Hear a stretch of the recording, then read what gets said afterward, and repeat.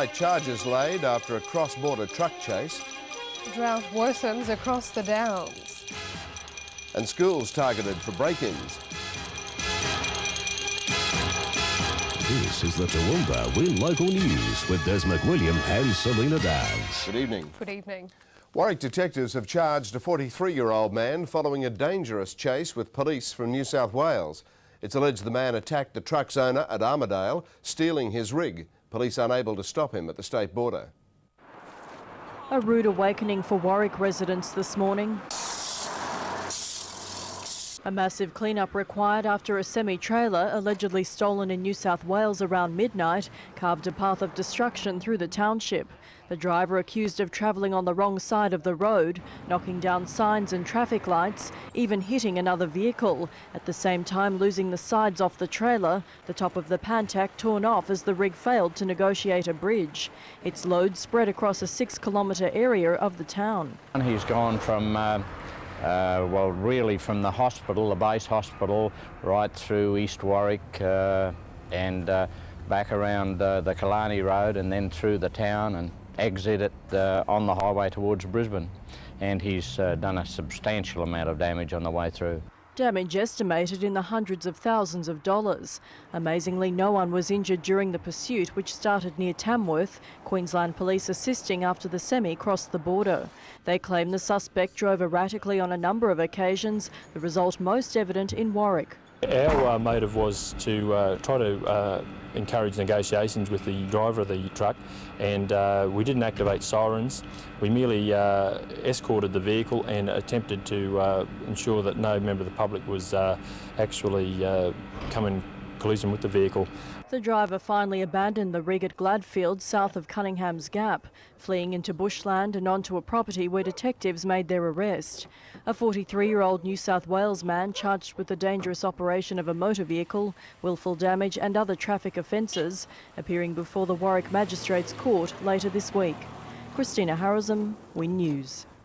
The number of drought-declared properties in southern Queensland has increased by 20% as crippling dry conditions continue to plague the region.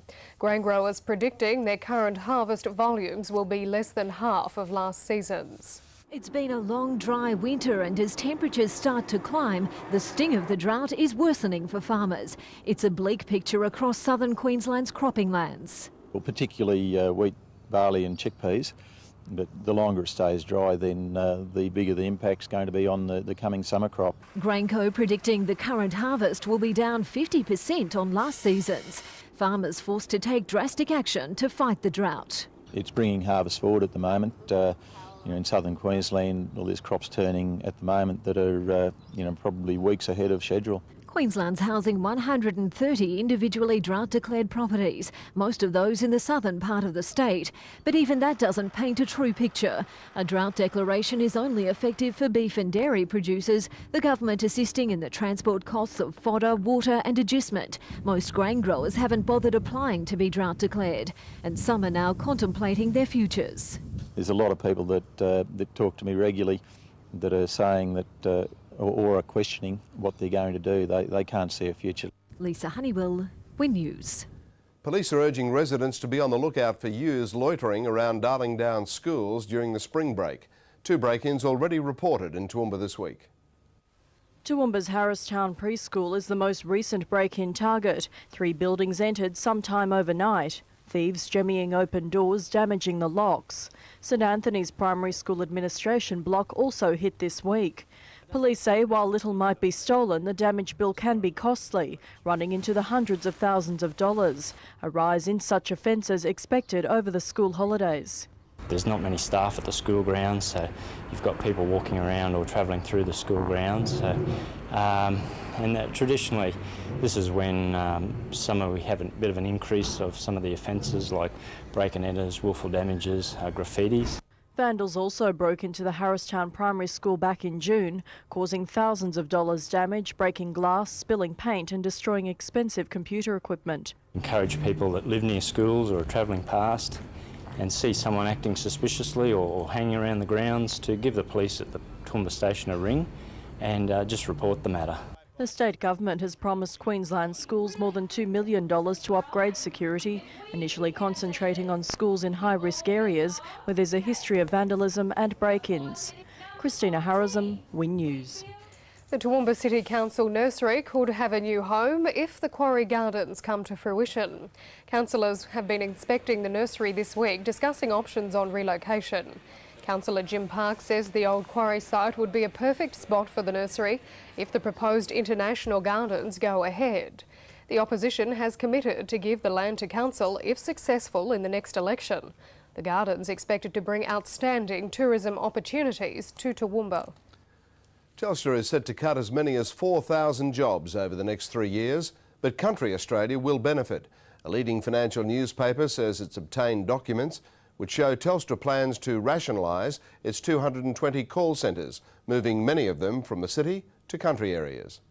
As Telstra shares continue to ride the roller coaster on the ASX, more news that the carrier is committed to saving on its expenses.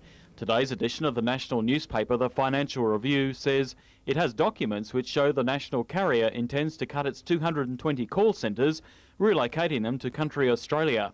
The word has quickly spread to regional authorities. They even know who will go first. I believe Melbourne's going to be the first Telstra call centre to close. Mr Large says his city, like many throughout regional Australia, offers much in the way of cost savings to larger corporations wishing to establish call centres.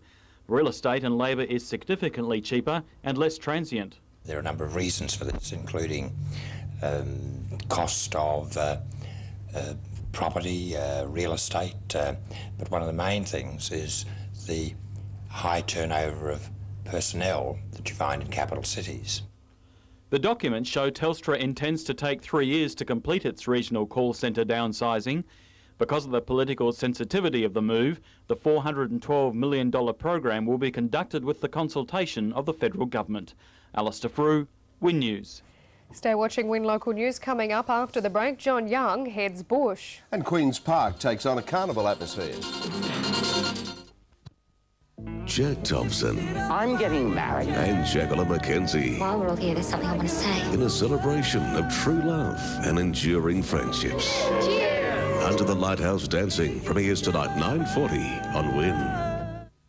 Go Harvey Norman for the biggest range and best prices on air conditioners. Buy now with no deposit, no interest and nothing to pay for 12 months. That's right, no interest and nothing to pay for 1 full year. Hurry in for an LG room air conditioner, $599. Save $200 on an Electra 2.5 horsepower reverse cycle air conditioner, $999. Fujitsu 2.5 horsepower reverse cycle split system, $21.99. And cool and heat the largest of areas with an Electra split system, $29.99. Beat the heat and save heaps this summer at Harvey Norman, your air conditioning specialist. Limited time only, see store for details.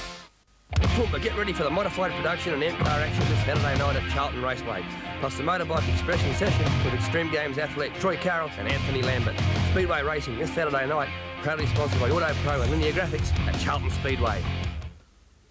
Look at the savings here, here, here and here. Savings galore. It's Franklin's Fresh and Big Fresh Bonus Pack Sale. 2-litre Schweppes Cola, 2 for the price of 1. Yes, $2 for 2. Pork barbecue chops, $3.98 a kilo. Middle bacon rashers, $6.98 a kilo. And 4 kilo bags of pre-packed brushed potatoes, $3.98 a bag. Savings galore during the Bonus Pack Sale at Franklin's Fresh and Big Fresh. Grocery specials also available at No Frills Village Fair. Win Television proudly supports Norma O'Hara Murphy. Australia's top singer-songwriter and Golden Guitar winner is coming to your town. I was driving down the highway on a moonlit summer night, Singing all those wonderful award-winning songs just for you. will soothe my soul, bring me Book your fresh table now. roses. Don't miss this wonderful artist live in concert on her final farewell tour. Where will I meet you? Where will I meet you? The Coffee Club or the Coffee Club Cafe Bar Restaurant. Where will I meet you? Coffee Club. You're watching Win Local News. Small businesses are a risky investment. In fact, 85% fail altogether. But a group of Toowoomba graduates are following their dreams, today taking their first steps into the world of self-employment. I didn't expect it. When I got it, I tell you what, I'm wrapped in it. I haven't been so excited for years. This echoed the sentiments of most this morning, graduating after weeks of intense training in the New Enterprise Initiative Scheme, or NEIS. 22 new local businesses now functioning in the region as a result of today's graduates. But it doesn't happen overnight. Participants need to have a polished business concept before they're accepted into the program. They have to put the proposal to us, and then we measure the viability of the business idea and really look at whether it's has the potential to succeed. And that's just what Adrian Smith has done, using his 20-year love for woodwork to get him off the unemployment cycle. I do French polishing, furniture restoration, wood turning, gold gilding, whatever people want done. Tracy Shorten's new magnetic therapy business developing from personal experience. My husband actually had a car accident a long time ago and went through a lot of pain and different treatments to try and fix it up, and nothing helped except for magnetic therapy. And despite statistics, these graduates aren't looking back, excited about what the future holds. It's hard work. It was easy to go home at 5 o'clock, stick your feet up and worry about it at 8:30 tomorrow morning. But I think it's so rewarding. You go into the office and start working, but when you come out, you feel good, you know, and you look at the bank balance and you go, yeah, you know, I've created that. Lisa Chalk, Win News. A Lockyer Valley fireworks company has cemented its place amongst the world's best. KC's, which manufactures its product at Helidon, has outshone the likes of Germany and Japan to be in front after the first round of the Asian Fireworks Championships. With thousands of staff and massive budgets, Germany and Japan are widely recognised as the leaders in fireworks displays, or at least they used to be. Last Saturday, a small Queensland company, KC Fireworks, taught them all a thing or two, scoring 2 perfect 10s for their display at the International Fireworks Titles in Macau, giving KC's the outright lead after the first round. Operator Clive Featherby returned briefly to Australia this week, preparing for the deciding round later this month. It was rather scary. They had the Philippines on before us, and I watched that show and I thought, good, we're going to get thrashed here, you know, and they only polled, 7 was the highest they polled. And the odds were certainly against them, with the Chinese army confiscating their shells until the day before the show, and a typhoon threatening offshore. Regardless, Clive and his team managed the highest ever opening night score in the competition's 12-year history. We went for a lot of variety. We went for a lot of the ground effect type fireworks as well as the big aerial ones. The Japanese didn't use any of that type of stuff whatsoever. Just relied on their past traditions and the fact they make very nice shells and all that. So we were completely different to everybody else. While larger Australian firms have concentrated on the Olympics, KC's performance in Macau could secure them a very lucrative future. We've since been asked to go and do contests all over the world. Even that one night we got asked to go and do Canada, Thailand and the United States. Max Futcher, Win News. Queen's Park is undergoing a major transformation in readiness for this weekend's Carnival of Flowers. Today, flower show entrants were undertaking the huge task of filling a giant marquee, measuring 66 metres in length. It was organised chaos in the giant tent today as those involved in the flower show went about their business. But with the help of more than 150 volunteers, the new flower show venue is taking shape. Well, I think it's going very well at the moment. We've got nearly all the props in place and the flowers have arrived and the designers are here, so I think it's all go. Outside, there's similar scenes as show operators busily erected their rides ahead of weekend festivities. It's looking good. We're looking at really filling the park with family activities this year. So we'll have children's activities, a lot more concerts, a lot more entertainment. While hundreds of people have toiled over their entries for this year's carnival, spare a thought for the 24 council gardeners who've pushed their green thumbs to the limit, planting more than 310,000 seedlings. Today, a few of the gardening gurus offered up their expertise, a flower bed in Myers providing the ideal setting, answering all questions related to flora. What time we put them in, how we get them all to bloom at the same time, just what fertilisers we use. But surely when dealing with the public, they must get the odd silly question. Not yet, we haven't, no. But I'm sure we will. And it didn't take long. Boy, I've been looking around everywhere to try and buy some privet. Where do I find that? Privet? We don't sell it. Tom Forbes, Win News. Tonight our wildlife expert John Young takes a look at the cannibal of the bird world. The square-tailed kite's diet consists almost exclusively of baby birds. G'day, welcome to Win News Wildlife. Tonight, I'm going to take you 75 feet up a very shaky poplar gum into a shaky height as well, where we spy on the private life of the square-tailed kite. Every now and again, filming wildlife can stretch the nerves to the limit. Filming a breeding pair of square-tailed kites was just such an occasion. The nest was high in a rotten poplar gum, and because I couldn't get high enough, a tower had to be pulled up and erected on top of a tree. What an ordeal. This was great to film the behaviour of the kite throng, but when the wind blew and rocked the treetops, well, all I could do was sit still, hang on and hope it didn't get too strong. However, the tameness of the kites and the total disinterest in their new neighbours, humans, meant that I would get some great shots and behaviour. As you can see here, I eventually removed the covering from the hide and had an unimpeded view from their comings and goings from only 4 metres away. The male would turn up 2 or 3 times a day with small birds plucked from their nest, a behavioural trait of this species. Square-tailed kites occur over much of Australia, but are not common anywhere. If they were, young chicks would certainly be reduced in numbers, as they feed almost exclusively on small chicks. Next Wednesday night, we're going to take a look at a very special program, Program 2 on the red goshawk, as the 2 chicks get their first feed. So till then, remember, look after our wildlife. It's a natural thing to do. Catch you next Wednesday night for a very special program indeed. Look forward to it. Thanks, John. To Share Watch now, and some slight changes on the market today. APN News and Media rose 5 to 4.95. WMC lowered 17 to 7.83. Westpac closed 2 stronger at the end of trade. Both the Your Lords and Gold are up 18 and 6 respectively. Sport now, and hapless draws in the hockey pad. That's right, Selina. Coming up, our men's and women's teams sharing honours at the Olympics, and record nominations for this year's Toowoomba City Golf Pro-Am. On a current affair, the Queensland doctor banned for using alternative medicine. He claims they treat even cure diseases. Diabetes, the tumours with the cancers. But authorities say he's offering false hope. What a great-looking car. It's the all-new Corolla Ascent and is available in 5-door liftback and 4-door sedan. And it's packed with features. Standard features include a gutsy 1.8-litre twin-cam engine, factory-fitted air conditioning, driver's side airbag, power steering, and 4-speaker stereo. All this for just $18,990 plus on-roads. The all-new Corolla Ascent, now at Butler's Toyota, Ruthven Street, Toowoomba. There's been a lot said about various paint brands of late, but I paint for a living. And for outside jobs, you can't go past Solva Duragard.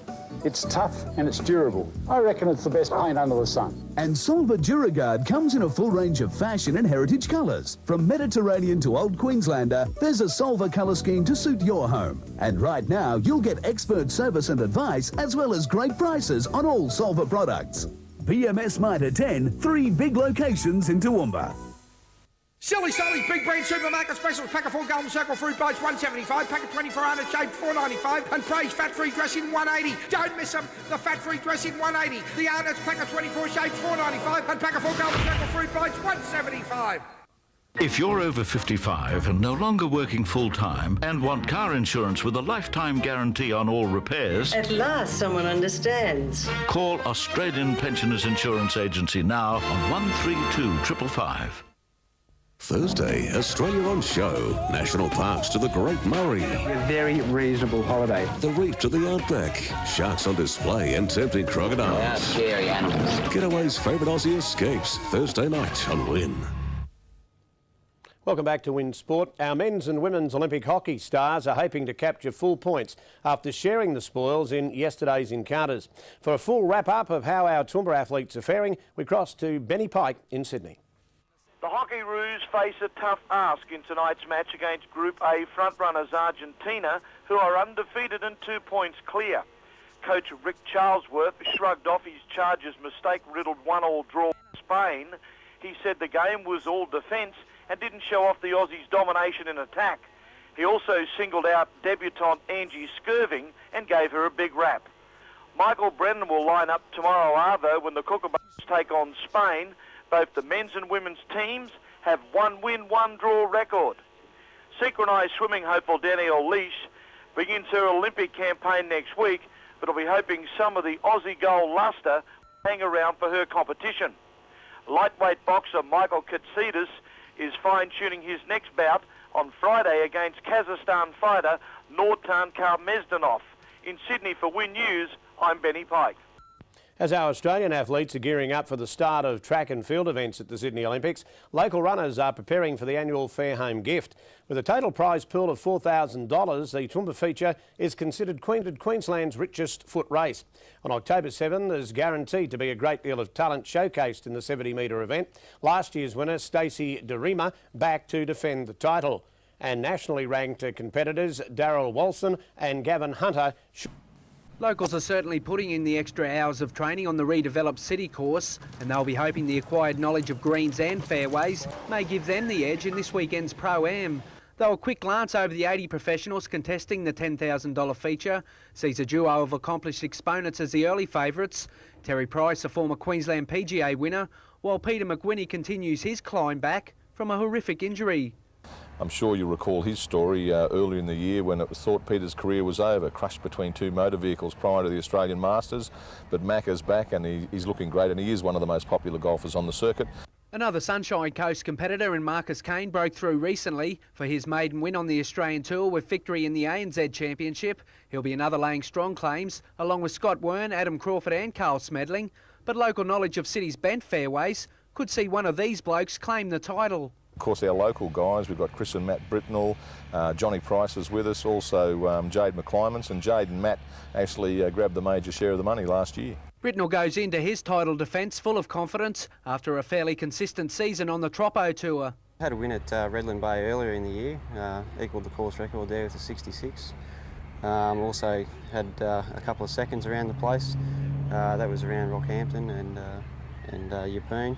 The par 4 18 should provide a major focus for spectators with a $250 approach shot bonus on offer to the professionals. John Carsberg, Win News. That's it for our sport tonight. Back to you, Des. Thanks a lot, Pat. Well, stay with us. The weather's coming up after the break, and then gardening tips with Brian Sam. Then, quite appropriately, some Olympic art.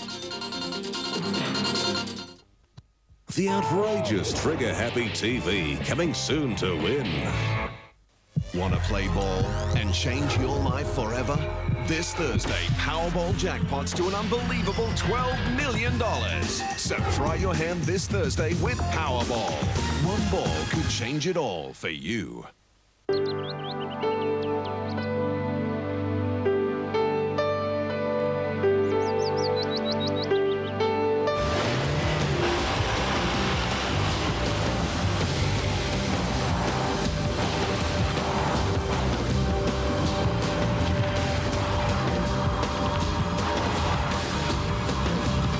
Experience the Honda sports car at Peter Roberts Honda, 642 Ruthven Street, Toowoomba. The modern way to pay for all your computing needs is to flexi-rent them from Harvey Norman. Flexi-rent computers, printers and software for your home or business. You can flexi-rent the latest Hewlett-Packard computer and a colour DeskJet printer from just $19.38 a week. With FlexiRent, you can always stay up to date because FlexiRenting allows you to trade up as technology changes. FlexiRent and get the solution you really need. Credit conditions apply. See your tax advisor about tax deductibility. Where will I meet you? Where will I meet you? The Coffee Club or the Coffee Club Cafe Bar Restaurant. Where will I meet you? The Coffee Club.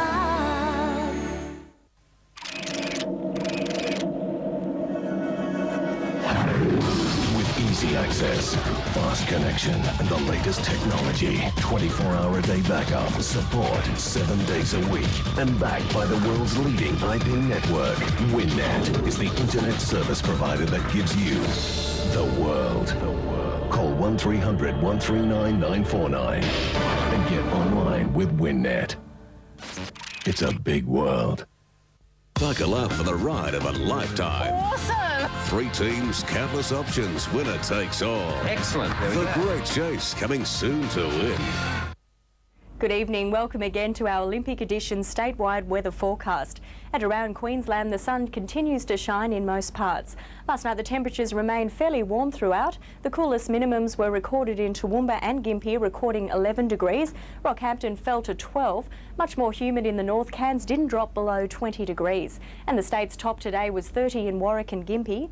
Cairns and Townsville each climbed to 28 degrees. Surprisingly, Toowoomba had the same.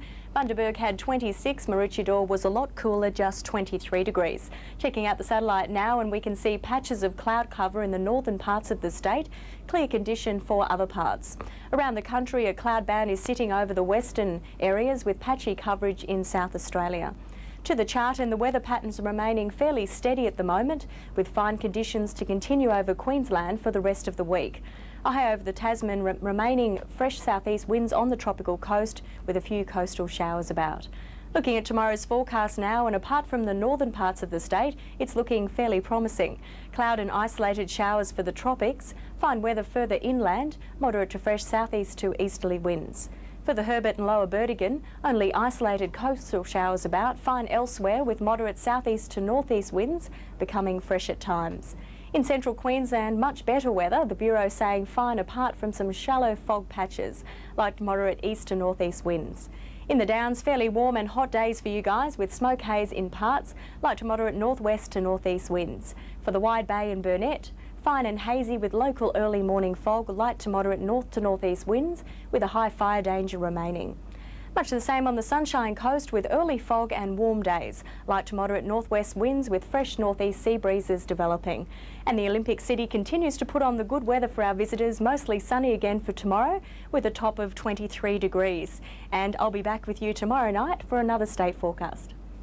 Thanks a lot, Kesha. Well, now it's time for our weekly gardening tips. Tonight, Brian Sams is at the Toowoomba City Golf Club, where in just a few minutes the awards will begin for this year's Champion Carnival Gardens.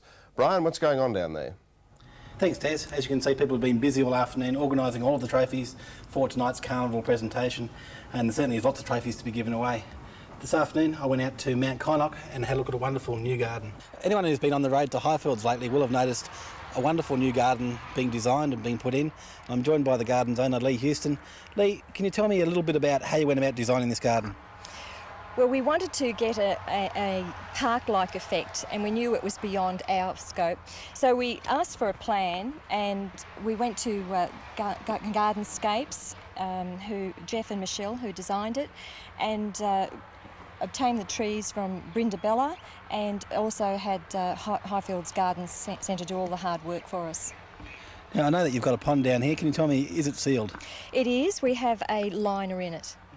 Now, a lot of people must be thinking you must be mad to put in plants with these really dry conditions. How are you keeping the moisture in? I'm using a polypipe watering system with drippers off it, and it seems to be helping. Now, I notice that you've got a really thick layer of mulch. Which mulch are you using? I'm using a mix of bark mulch and forest mulch, and that's working very well.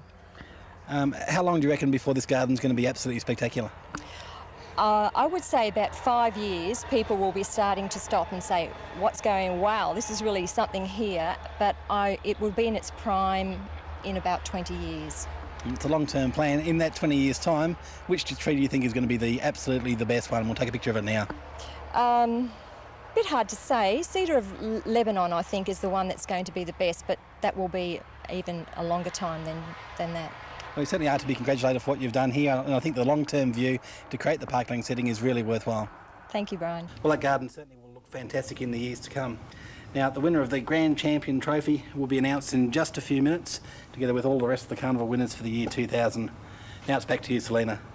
Thanks a lot, Brian, and we'll bring you those results on tomorrow night's news. In the meantime, while thousands of the world's peak athletes set up home at Olympic Village, the artworks of Australian children are helping to make it a friendlier place. This piece by 9-year-old Emma Kennedy from Southbrook is just one of the works greeting residents of the Olympic Village. Emma's painting, depicting Kathy Freeman posing near an emu, won her an award in the Share the Spirit World Art Programme. Her work earning its place at the Games and on Olympic memorabilia. But for those who can't make it to Sydney, a print of the award-winning painting is currently on display at the Toowoomba Regional Art Gallery. And that's our bulletin this Wednesday night. From all of us on the Win News team, have a good night. Good night.